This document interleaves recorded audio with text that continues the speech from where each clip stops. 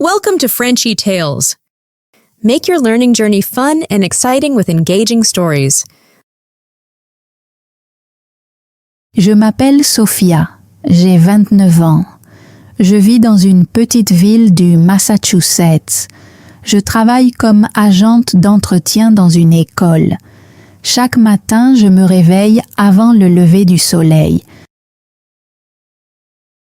J'enfile mes vieilles bottes de travail. Je prends mon thermos de thé, puis je marche jusqu'à l'école pendant que les rues sont encore calmes. Avant l'arrivée des enfants, je nettoie les salles de classe. Je lave les sols, je vide les poubelles, j'essuie les fenêtres, je nettoie les bureaux, je fais mon travail en silence. Certains professeurs me sourient et disent « Merci Sophia ». Je leur souris en retour. Mais la plupart des gens ne me parlent pas beaucoup. Ce n'est pas grave, j'ai l'habitude des endroits calmes. J'ai rencontré Liam il y a 3 ans dans une petite épicerie. Je venais de finir le travail. Mes mains étaient sèches à cause des produits de nettoyage. Mon visage avait l'air fatigué. J'essayais de porter trop de choses et j'ai fait tomber une boîte de céréales par terre. Liam l'a ramassée pour moi. Il a souri et a dit « Longue journée ?» J'ai ri doucement. « Tous les jours » ai-je répondu. Après cela, je l'ai revu. Parfois à l'épicerie, parfois près de l'arrêt de bus, parfois devant la quincaillerie où il travaillait. Un après-midi, il m'a demandé « Est-ce que tu aimerais prendre un café un de ces jours ?» J'ai dit oui. Cela m'a semblé facile. Liam était calme, comme moi. Il ne parlait pas beaucoup, mais quand il parlait, il était gentil. Il me regardait quand je parlais. Il m'écoutait. J'aimais cela. Lors de notre 3e rendez-vous autour d'un café, il m'a dit « J'aime être avec toi. Tu rends les choses paisibles. » C'était une phrase simple, mais elle a réchauffé mon cœur. Après 6 mois, nous avons commencé à passer plus de temps ensemble. Il venait chez moi pour dîner. J'allais chez lui le week-end. Puis un jour, il m'a donné une clé de son appartement. Un mois plus tard, j'ai emménagé. Son appartement était petit. Il se trouvait au-dessus d'un salon de coiffure. Il n'y avait que 2 pièces, une vieille cuisine et une fenêtre difficile à ouvrir. Mais cela ne me dérangeait pas. J'étais heureuse. Je pensais que nous construisions une vie ensemble. Au début, tout semblait calme. Nous préparions des repas simples. Nous regardions la télévision le soir. Parfois, nous nous promenions près de la rivière. Liam aimait pêcher, même s'il n'attrapait presque jamais rien.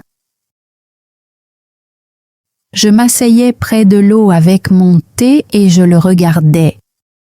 Je pensais, peut-être que c'est cela, l'amour. Mais lentement, les choses ont commencé à changer. Pas d'un seul coup, petit à petit.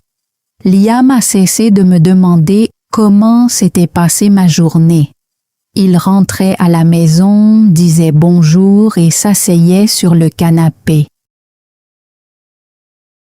Il regardait la télévision jusqu'au moment d'aller se coucher. Je préparais le dîner seule, je faisais le ménage seule. La plupart des soirs, j'allais me coucher avant lui. Il ne posait pas beaucoup de questions, il ne remarquait pas grand-chose. Au début, je me disais que c'était normal. Les gens deviennent occupés. Les gens prennent leurs habitudes. Les gens deviennent silencieux. Mais après un certain temps, ce silence a commencé à me faire mal. J'ai commencé à avoir l'impression de ne pas vraiment être là. Comme si j'étais juste un autre objet dans l'appartement. Une chaise, un manteau, une tasse sur la table, quelque chose en arrière-plan. Un soir, j'ai préparé son dîner préféré, du poulet rôti et du maïs. J'ai mis une jolie robe. J'ai allumé 2 petites bougies sur la table. Je voulais que la soirée soit spéciale. Quand Liam est rentré à la maison, il a regardé le repas et a dit « Ça sent bon ». Puis il est allé dans le salon et a allumé la télévision. Il ne m'a pas prise dans ses bras, il ne m'a pas dit que j'étais jolie, il n'a même pas vraiment souri. Nous avons dîné en silence. Je l'ai regardé de l'autre côté de la table et je me suis demandé « Est-ce qu'il me voit encore ?» Après le dîner, j'ai finalement demandé « Liam, est-ce que tu m'aimes encore ?» Il avait l'air confus. « Pourquoi tu me demandes ça ?»« Parce que je ne le ressens pas, » ai-je répondu. Il a détourné le regard. « Je rentre à la maison tous les soirs. J'aide à payer le loyer. Qu'est-ce que tu veux de plus ?» Je n'ai pas répondu. Je me suis simplement levée et j'ai lavé la vaisselle. Il est retourné sur le canapé. Plus tard, je me suis assise au bord du lit. J'ai regardé autour de moi. Mes vêtements étaient dans le placard. Ma brosse à dents était dans la salle de bain. Ma veste était près de la porte. Je vivais là. Mais cela ne ressemblait pas à un foyer. Le lendemain au travail, je me sentais lourde. Mes bras bougeaient lentement. Une enseignante, Madame Nolan, m'a regardée et a dit « Matin difficile ?» J'ai esquissé un petit sourire. Je ne voulais pas expliquer. Je voulais seulement terminer mon travail. Ce week-end-là, Liam a décidé de sortir avec ses amis. Il ne me l'a dit que quelques minutes avant de partir. « Je vais boire un verre avec les gars », a-t-il dit. « Tu ne me l'avais pas dit », ai-je répondu. Il avait l'air agacé. « Est-ce que je dois te demander la permission ?»« Non », ai-je dit, « mais ce serait bien de me sentir incluse. » Il a secoué la tête. « Tu as toujours besoin de quelque chose. » Je suis restée silencieuse. Il est parti. Je suis restée seule à la maison. J'ai préparé du riz et des légumes. J'ai nettoyé le réfrigérateur. Puis je me suis assise sur le canapé et j'ai regardé le mur. Les jours suivants se sont ressemblés. Des paroles froides, des dîners silencieux, des pièces vides. Quand j'essayais de parler, il disait toujours « Je suis fatigué » ou « On peut ne pas parler de ça maintenant ». Un soir, j'ai préparé un petit gâteau au chocolat. Je l'ai posé sur la table avec 2 bougies. Quand Liam est rentré, j'ai dit « J'ai fait ça pour nous ». Il a regardé le gâteau et a dit « Je n'aime plus vraiment les choses sucrées. Avant, tu aimais ça, ai-je dit. Plus maintenant, a-t-il répondu. J'ai mis le gâteau au réfrigérateur, puis je suis allée dans la salle de bain et j'ai fermé la porte. Je suis restée assise sur le sol pendant longtemps. Je n'ai pas pleuré. Je me sentais simplement vide. J'étais fatiguée d'essayer, fatiguée d'attendre, fatiguée de me sentir invisible. Le lendemain matin, je me suis réveillée tôt. J'ai préparé du thé et j'ai regardé par la fenêtre. La route était mouillée, le ciel était gris. Je me suis demandé, si je pars, est-ce qu'il s'en souciera seulement? Ce soir-là, j'ai préparé un petit sac. Seulement quelques vêtements pour quelques jours. Quand Liam est rentré, je me tenais près de la porte. Il a regardé le sac. « Qu'est-ce que c'est » a-t-il demandé. « Je vais rester chez Laura pendant quelque temps » ai-je répondu. « Pourquoi » ? « Parce que je me sens seule ici. » Il a laissé échapper un petit rire. « C'est ridicule, nous allons bien. » Je l'ai regardé. « Non, Liam, toi tu vas bien, moi non. » Il a croisé les bras. « Je n'ai rien fait de mal. » J'ai hoché la tête tristement. « C'est justement ça, le problème. » Puis je suis partie. Mon amie Laura a ouvert sa porte et m'a donné une couverture. « Tu peux rester aussi longtemps que tu en as besoin, » a-t-elle dit. Je me suis assise sur son canapé et j'ai bu du thé chaud. Cette nuit-là, j'ai mieux dormi que je ne l'avais fait depuis des mois. Laura habitait près de l'école. Son appartement était petit, mais il était chaleureux. La chambre d'amis avait un lit, une chaise et une douce couverture verte. Je ne savais plus où était ma place. Pas avec Liam, pas complètement avec Laura, mais malgré tout, je me sentais plus légère. Liam me manquait, mais le sentiment d'être invisible ne me manquait pas.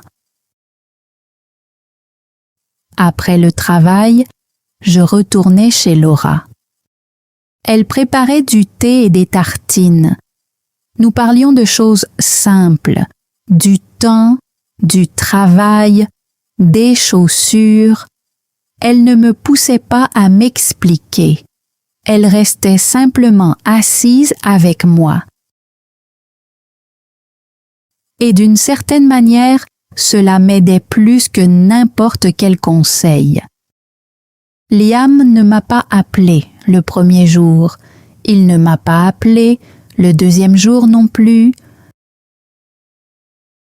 Le troisième jour, il m'a envoyé un court message. « Est-ce que tu vas bien ?» J'ai regardé le message pendant longtemps, mais je n'ai pas répondu. Quelques jours plus tard, il en a envoyé un autre. « Tu me manques. » Pourtant, je suis restée silencieuse. Je ne savais pas quoi dire et je n'étais pas prête à entendre sa voix. Pas encore.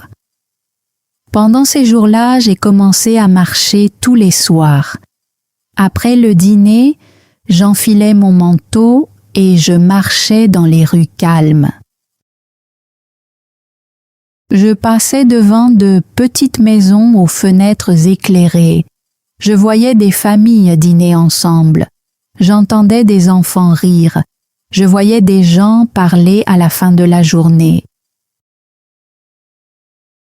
Ces petites scènes me rendaient à la fois heureuse et triste. Je voulais cela moi aussi.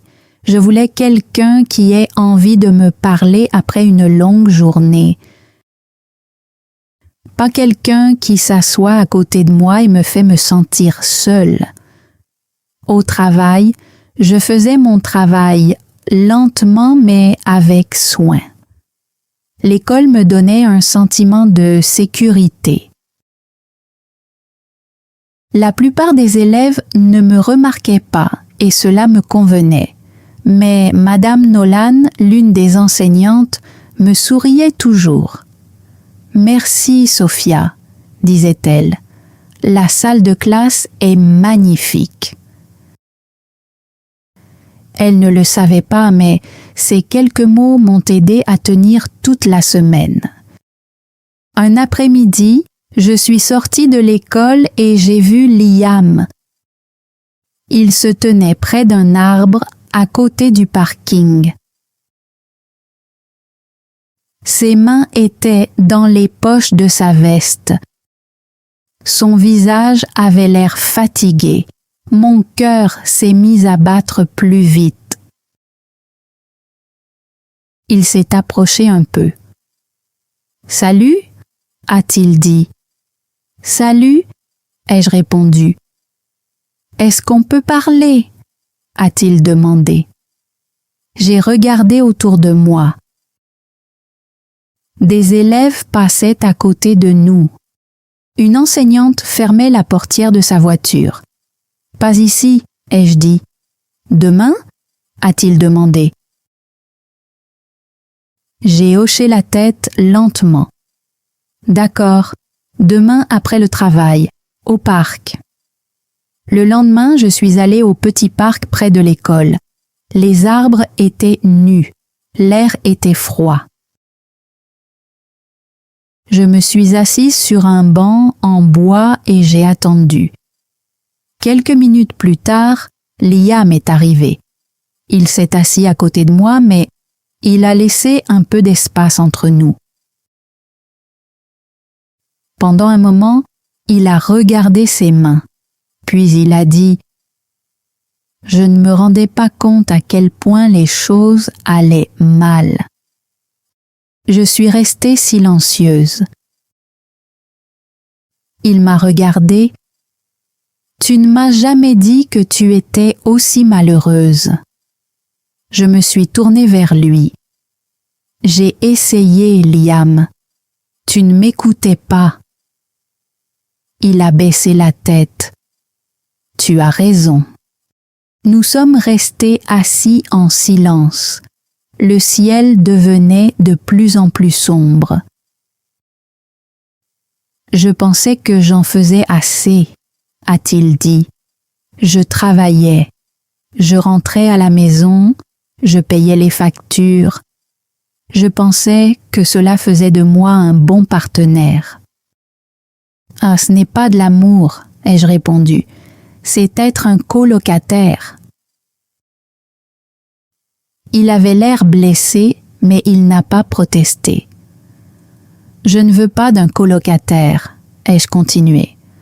Je veux quelqu'un qui me parle, quelqu'un qui me voit, quelqu'un qui remarque quand je ne vais pas bien. Je veux quelqu'un qui essaye. Je ne savais pas comment faire, a-t-il dit. Alors tu aurais dû demander, ai-je répondu. Mais tu ne l'as jamais fait. Il est resté silencieux pendant longtemps.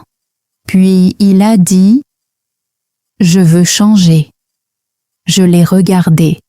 « Pourquoi maintenant ?»« Parce que tu me manques, a-t-il dit, et parce que j'ai peur. Je pensais que tu reviendrais après 1 ou 2 jours, mais tu ne l'as pas fait. Alors j'ai compris que je t'avais considérée comme acquise. » Je me suis levée lentement. « Je ne sais pas ce qui va se passer, Liam. Je t'aime encore. Mais l'amour seul ne suffit pas. J'ai besoin de temps. » Il a hoché la tête. J'attendrai. Cette nuit-là, je suis retournée à l'appartement de Laura. Elle préparait de la soupe. Elle a regardé mon visage et a dit « Tu l'as vu ?» « Oui », ai-je répondu. « Il dit qu'il veut changer. »« Tu le crois ?» a-t-elle demandé. J'y ai réfléchi. « Peut-être, » ai-je dit, « mais je ne peux pas revenir juste parce qu'il me manque. J'ai besoin de voir un changement, pas seulement d'entendre des mots. » Laura m'a tendu un bol de soupe.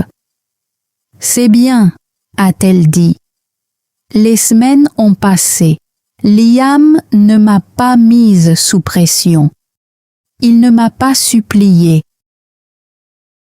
Il m'envoyait un petit message chaque semaine. « J'espère que tu vas bien » ou « Je pense à toi ». Parfois, il déposait des choses devant la porte de Laura. Une écharpe que j'avais oubliée, un petit outil pour réparer mes chaussures, un pot de confiture de pêche, ma préférée. Un vendredi, Laura a dit « Tu sais ta plante, celle qui est chez Liam ?» Je l'ai regardée. « Quoi à propos d'elle ?»« Elle est toujours en vie, » a-t-elle dit. « Il l'arrose. » « Vraiment ?» Elle a hoché la tête. Il a dit qu'elle lui faisait penser à toi. Ce week-end-là, j'ai revu Liam au parc. Il était déjà là, un livre à la main. « Salut » a-t-il dit. Je me suis assise à côté de lui. « Salut » Nous n'avons pas beaucoup parlé, mais nous avons souri. Le silence entre nous semblait différent cette fois. Il ne semblait pas froid, il semblait paisible. La fois suivante où nous nous sommes vus, il avait apporté un petit pique-nique, des sandwichs, de l'eau et une couverture orange. Nous nous sommes assis dans l'herbe et avons mangé en silence. Puis il a dit « J'ai commencé à voir un conseiller. » Je l'ai regardé avec surprise. « Vraiment ?» Il a hoché la tête. « Une fois par semaine. J'ai besoin d'apprendre à parler davantage. J'ai besoin de comprendre ce que je ressens. » J'ai senti des larmes monter dans mes yeux, pas des larmes de tristesse.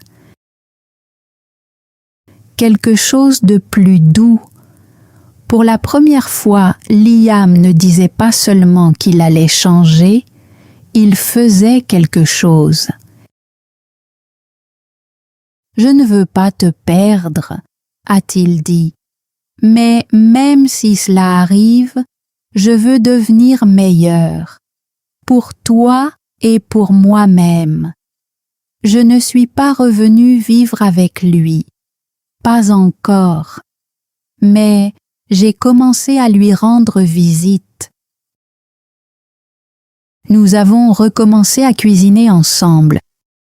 Nous avons regardé des émissions. Nous avons marché de nouveau près de la rivière. Cette fois, il a pris ma main sans que je le demande. Un soir, j'ai regardé autour de l'appartement. Ma veste était toujours près de la porte. Ma plante était près de la fenêtre, verte et vivante. Liam m'a apporté du thé. « Tu as l'air paisible » a-t-il dit. « Je me sens différente » ai-je répondu. « En mieux ?»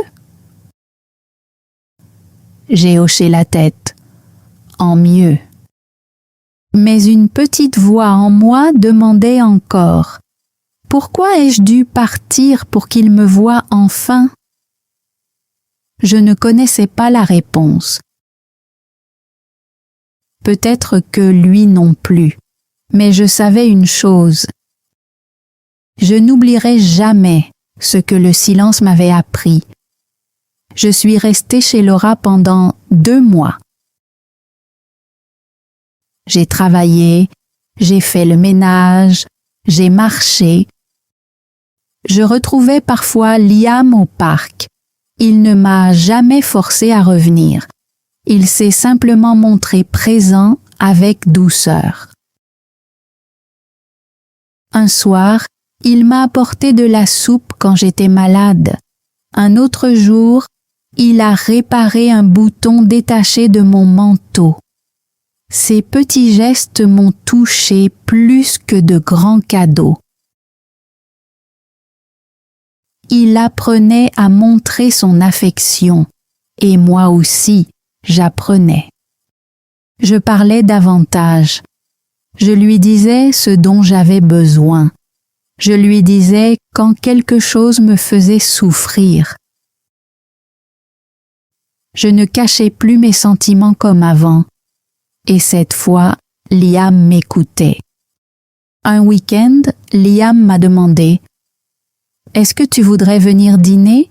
Sans pression, juste dîner. » J'ai dit oui. Quand je suis arrivée, il y avait des bougies sur la table. Je ne les avais pas demandées. Il s'était simplement souvenu que j'aimais les bougies. Il avait préparé des pâtes. Elles étaient un peu trop cuites, mais cela ne me dérangeait pas. Nous nous sommes assis ensemble pour manger. Il m'a demandé comment s'était passée ma journée. Quand je lui ai raconté une petite histoire de l'école, il a ri chaleureusement. Un vrai rire.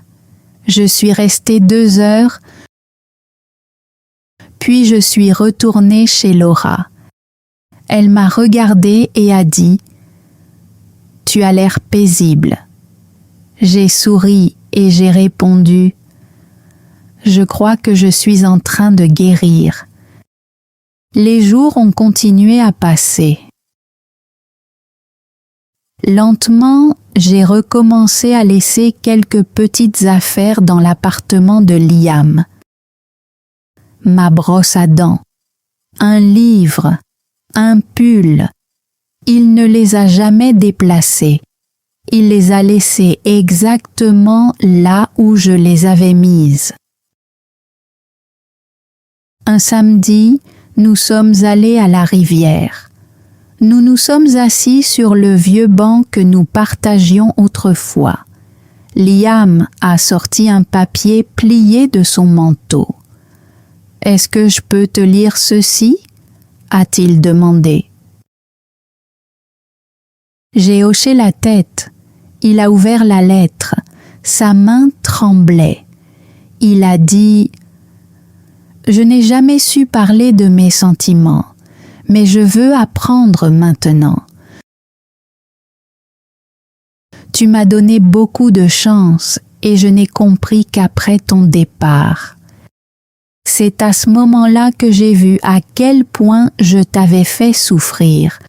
Je ne veux plus jamais être cet homme. Je ne sais pas ce que l'avenir nous réserve, mais je te promets de continuer à essayer.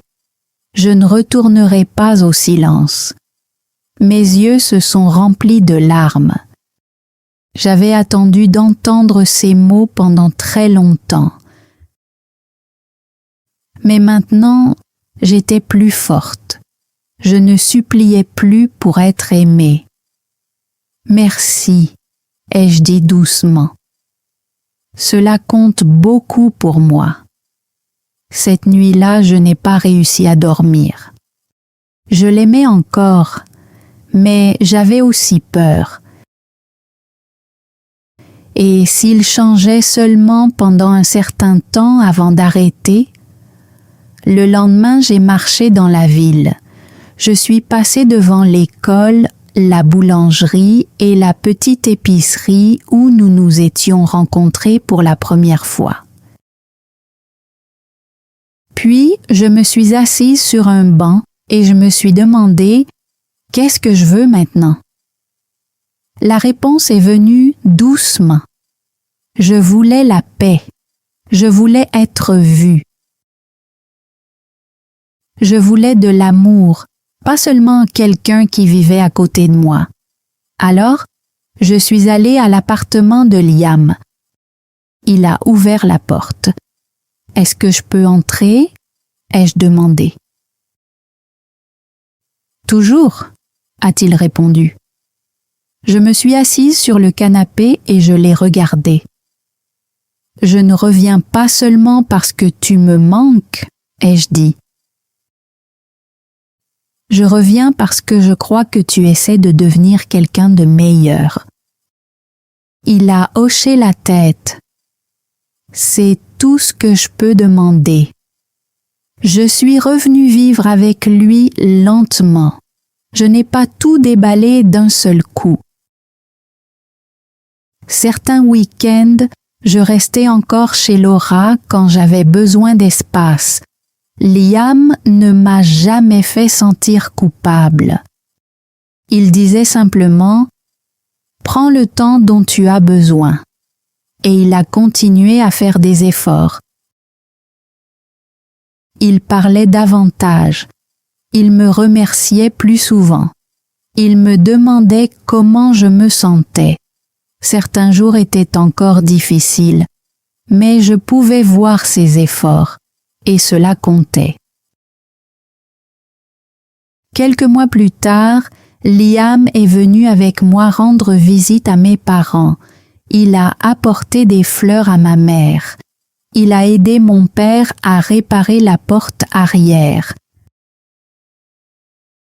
Sur le chemin du retour, il a pris ma main et a dit « Tu me donnes envie de devenir meilleur. » J'ai souri. Je n'avais pas besoin de répondre. Ce soir-là, j'ai arrosé ma plante verte près de la fenêtre. Ses feuilles étaient brillantes et pleines de vie, et pour la première fois, je me suis sentie vivante moi aussi. Merci d'avoir regardé toute cette histoire. L'histoire de Sophia nous enseigne une leçon simple. L'amour, ce n'est pas seulement vivre sous le même toit. L'amour, c'est se voir, s'écouter et faire des efforts chaque jour.